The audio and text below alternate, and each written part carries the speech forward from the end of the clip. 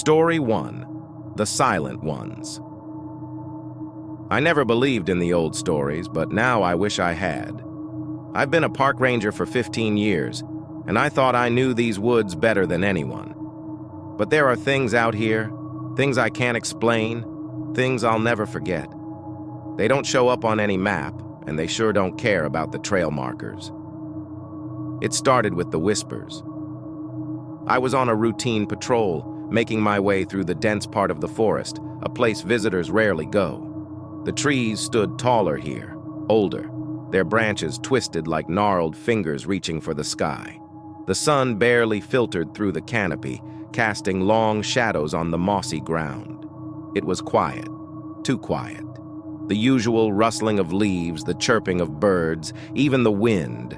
Everything seemed to stop, leaving only a suffocating silence. That's when I heard it. At first, I thought it was the wind picking up again, but the sound was too distinct, too human. A soft whisper just beyond the trees. It was faint, like someone was trying to speak but didn't want to be heard. I froze, straining to listen, but the whispering stopped as abruptly as it began. I shook it off, blaming my imagination, and continued on my patrol. But the whispers followed me, growing louder, more persistent, as if they were trying to tell me something. I could never make out the words, but the tone, it was wrong. Too eager, too intimate, like a secret I didn't want to know. The temperature dropped suddenly. My breath clouded in front of me and goosebumps rose on my skin. The feeling of being watched crept up on me. I looked around, but there was nothing, no one, only trees and shadows. Then I saw the markings. They weren't there the day before. Strange symbols carved deep into the bark of the trees. They looked old, ancient, like something out of a forgotten culture. I recognized one of the symbols from an old Cherokee legend I'd read about years ago. The Silent Ones, they called them. Spirits of the forest, watching, waiting, always just out of sight. According to the legend, if you hear them whispering, it's already too late. I knew I should leave, but something kept me there. Something beyond my control. The whispers grew louder, turning into low, guttural laughter. The shadows seemed to move now, shifting in my peripheral vision. I tried to radio for backup, but all I got was static. Then the laughter stopped, replaced by an eerie silence so thick it pressed against my ears. I turned to leave, but the path had disappeared.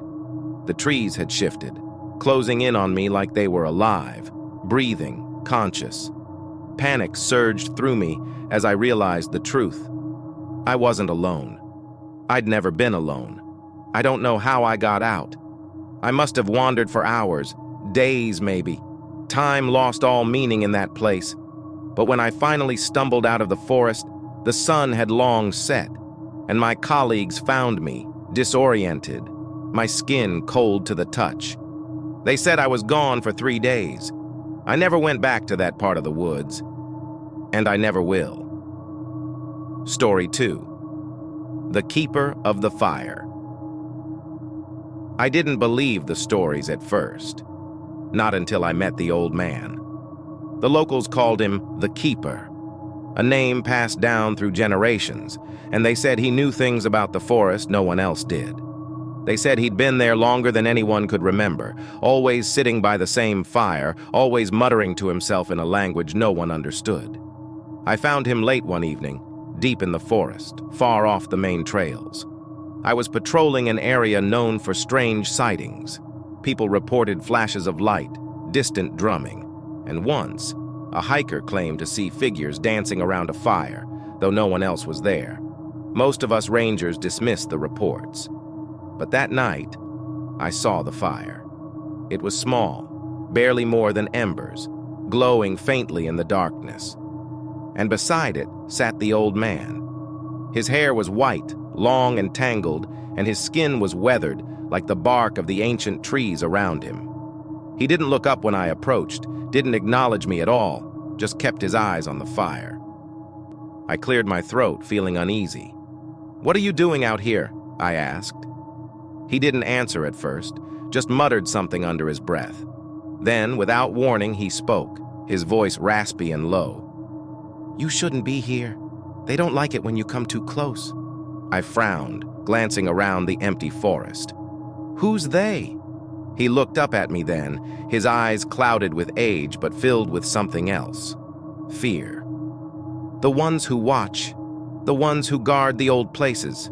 They're here, always here. And they don't like outsiders." I felt a chill creep up my spine. The air around us had grown colder, the fire barely flickering now. I shifted, suddenly eager to leave, but his next words stopped me in my tracks. "They've marked you, you know." My heart skipped a beat. "What do you mean?"